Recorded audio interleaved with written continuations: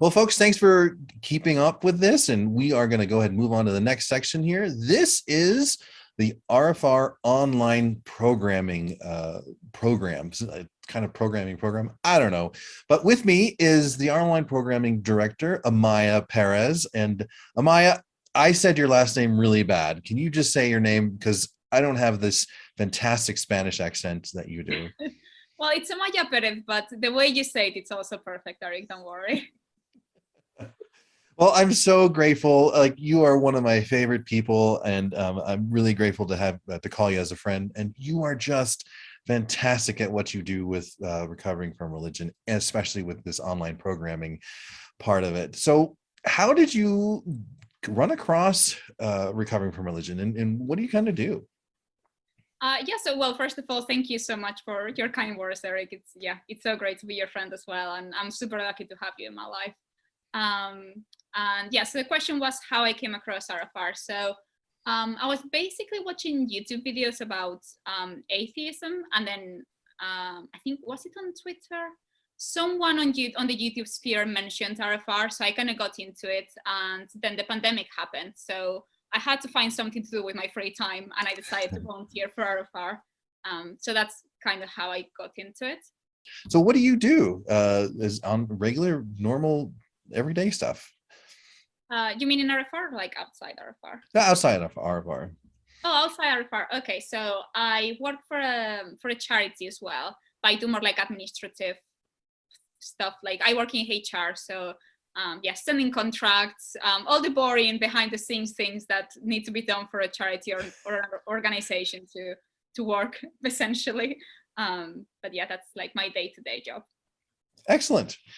So, the online programming thing, it kind of was formed really recently. It was one of the newest programs that we've got going, and it started about the same time that you started to volunteer.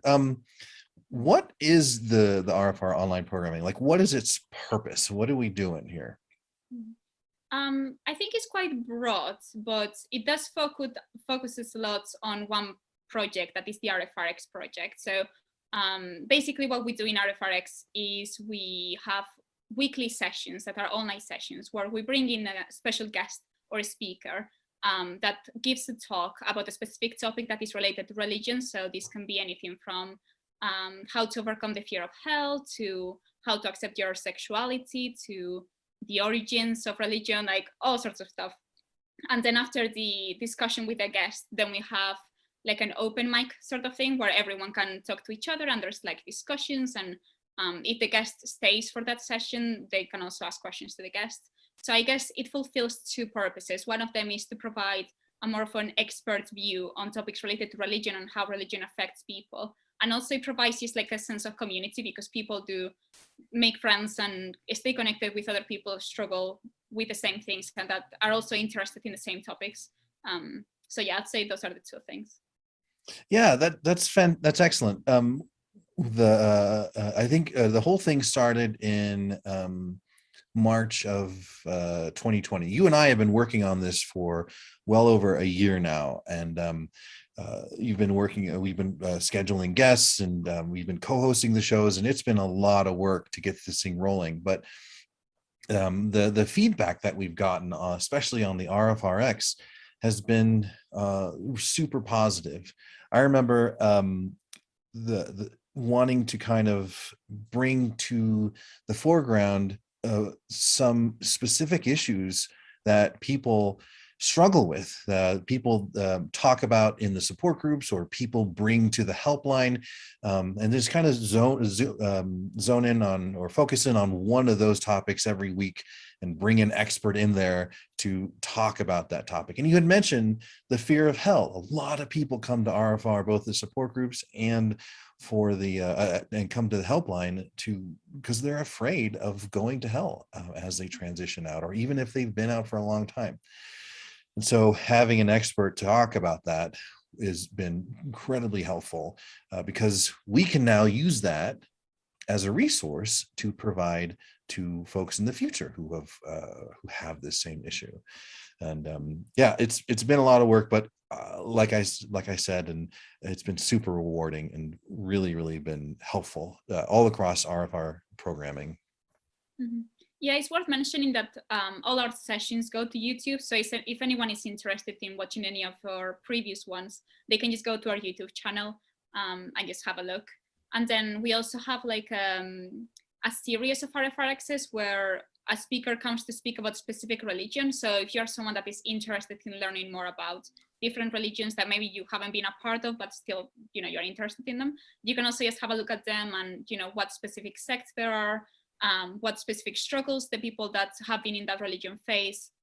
I feel like it's a great resource. And then Zurich have actually started another category, which is doing RfRXs with, and correct me if I'm wrong, with organizations that sort of deal with religion and people who have left religion the same way that RfR does, but just in different aspects, which I think is amazing, because then you bring a representative of that organization, and then people can learn more about the different resources that are there. Because as much as RfR is amazing, and we provide so many different services, we can't do everything. So it's great to have to share the knowledge that there are other people and other organizations working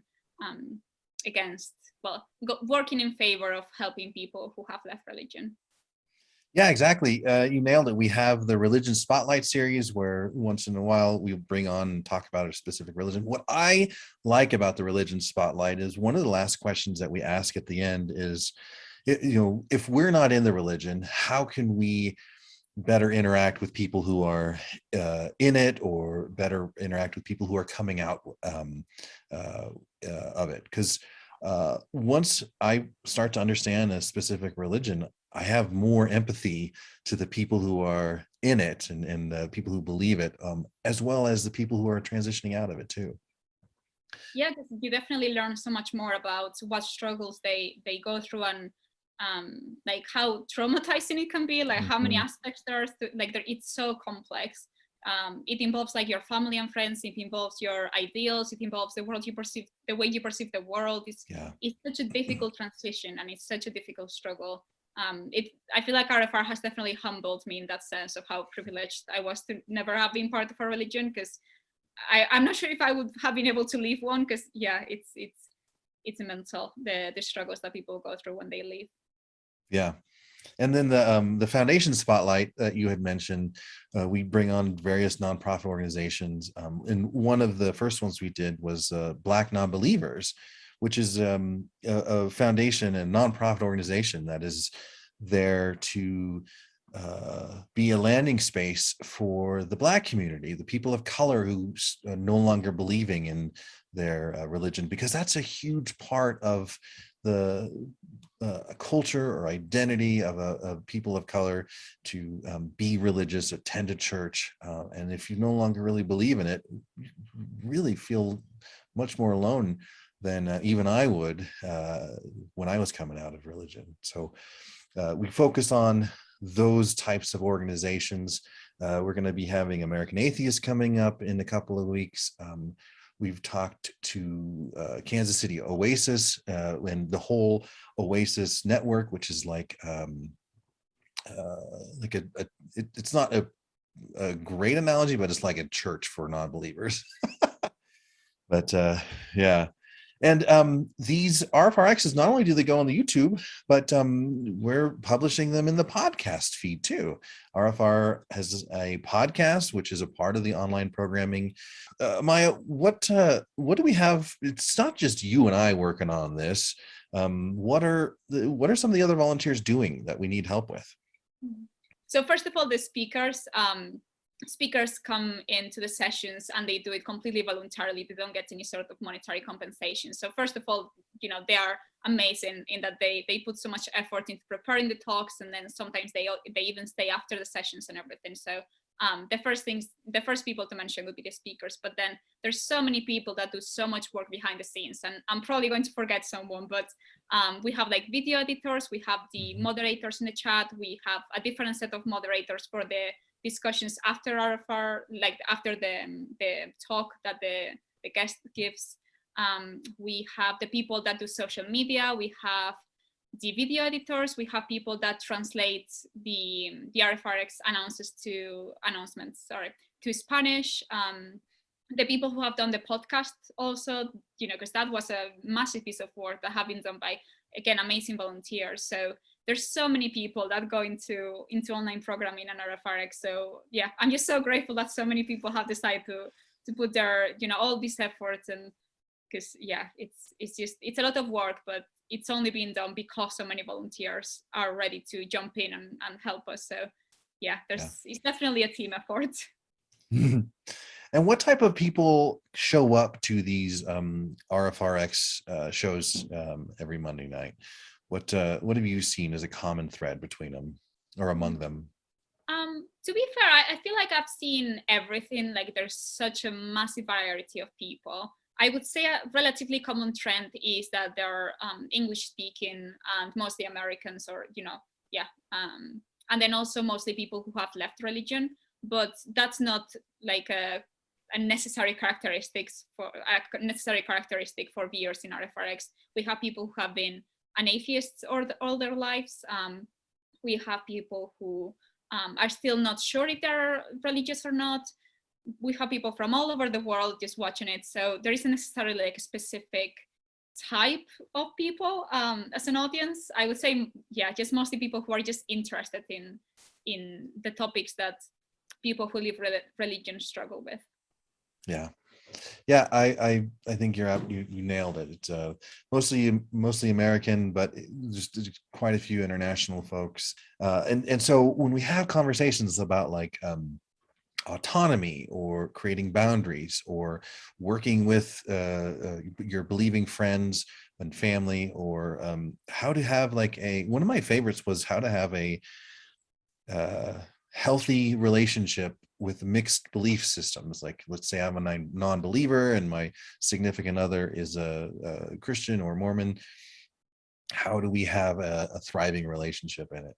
And when I'm watching the chat, because this is done live on Monday nights here in the US, and when I'm watching the chat, people are so often like, oh my gosh, this makes so much sense. Thank you so much for bringing this to me. Like we are really bringing light and to some topics I don't think are talked about a lot, and really helping people who are struggling quite a bit. And I really love that about the show. Yeah, definitely. I feel like if you're living religion, one of the most common things that you can feel is isolation and the feeling that nobody else can understand your struggles. So when we do talks with speakers that discuss these topics, like they are a normal thing, that are a common thing, that are things that if you live religion, most likely you will struggle with them. I feel like that really helps those who have left religion to understand that they're not alone in the struggle, and that it's okay for them to struggle with those things, because so many people do, and that's what some religions do to you.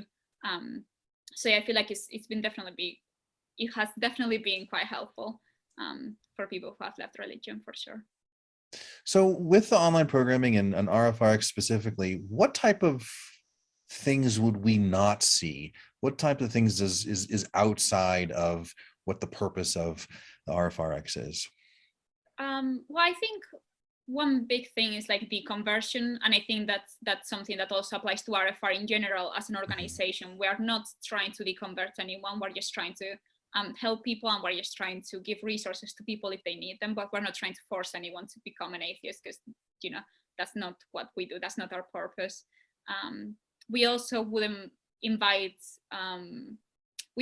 have a topic on something that hasn't been researched scientifically. So for example, let's say we have a therapist talking about a specific therapy type that helps people who have left religion. We wouldn't necessarily bring them in if we wouldn't know that there has been a strong vetting process where we definitely know that has been scientifically proven, and that is not some sort of weird thing like homeopathy or other non-scientifically proven things. So I would say those are the two main things. But to be fair, I feel like there has been so many topics brought into it. It's difficult to think what we haven't covered, because we have covered literally everything that can affect a religious person. I mean, we still have so many more topics to cover, but we're quite broad in that sense, I think. I don't think either we would have a debate type of format. It would never be something like that, because this is just, it would be even outside of the recovering from religion mission as well. And so it's not that type of thing. And I think the way I sort of view guests or screen topics is, would this be relevant in 5 years, 10 years, if someone came and watched this video? Would the person be going through a similar issue? Because what we have created is a library of long-term resources that people can come to day after day for the next 10, 20 years or so. And if the topic wouldn't be relevant to people in 10, 20 years from now, then let's not even have it as a part. Yeah, no, definitely. And we have also, I feel like, covered topics that affect people that also haven't necessarily left religion. Like, as you said, we covered autonomy and how to set boundaries, for example. I feel like that's something that all of us could benefit from, regardless if you have been in a religious organization or not. So yeah, just to add that in. Yeah. The mixed belief discussion that we had, the topic or the tips that were brought by the therapist were just like tips that any person could, any relationship could use, be it a friend or a family member. But it was really kind of cool at how applicable it was to so many things than just mixed belief relationships. And before we kind of wrap up, what was one of your favorite shows? What is something that really sticks out for you from the whole work that you've done? Yeah, I think one of my personal favorites are the ones that focus on specific religions, because I think those can get quite personal sometimes, and I really enjoy listening to the stories of the speakers and how they went through specific things. I definitely felt very moved with the one that Jasmine did. I feel like her story was, I mean, it's unbelievable. It's incredible. It's just, yeah. And she's super inspiring as well. So I really enjoyed that one. And I also always put as an example the Fear of Hell one that Haley did, because I think it's such an amazing resource to have. And I really enjoyed that one, because to me, one of the things that I personally think I would struggle the most if I had left a religion would be fear of hell. And the concept of being scared of this hypothetical, like non-real sort of place where you're going to be tortured forever, that to me sounds like, yeah, just like a nightmare. So I really enjoyed having her for that talk. Yeah, I'll say those two, but yeah, I mean, all speakers have been amazing to work with. They really have. So, yeah, it's difficult to choose. I really feel lucky that we are we have access to such a community that is passionate about these experts that are passionate about sharing their knowledge, sharing their expertise with us. I'm really grateful for that. So before we kind of wrap up and conclude, what has volunteering for recovering from religion been like for you? What have you gotten out of it?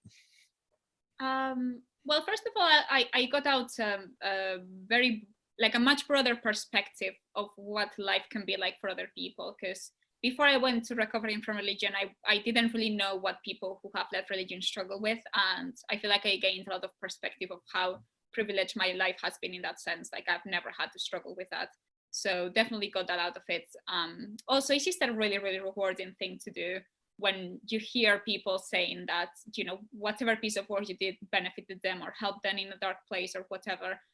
Those comments can really, really change my day and, my whole life and everything. So yeah, receiving those is just amazing. And also just the community, because everyone in RfR has been lovely to work with, and everyone is doing it just because they want to. Like, nobody's getting anything out of it apart from just the joy of volunteering. So yeah, just meeting people from such different backgrounds who are getting together just for this specific purpose has been also just amazing. Yeah, I'd say those three things. Well, thank you so much, Amaia. Thank you so much for having me, Eric. Yeah, it's been lovely.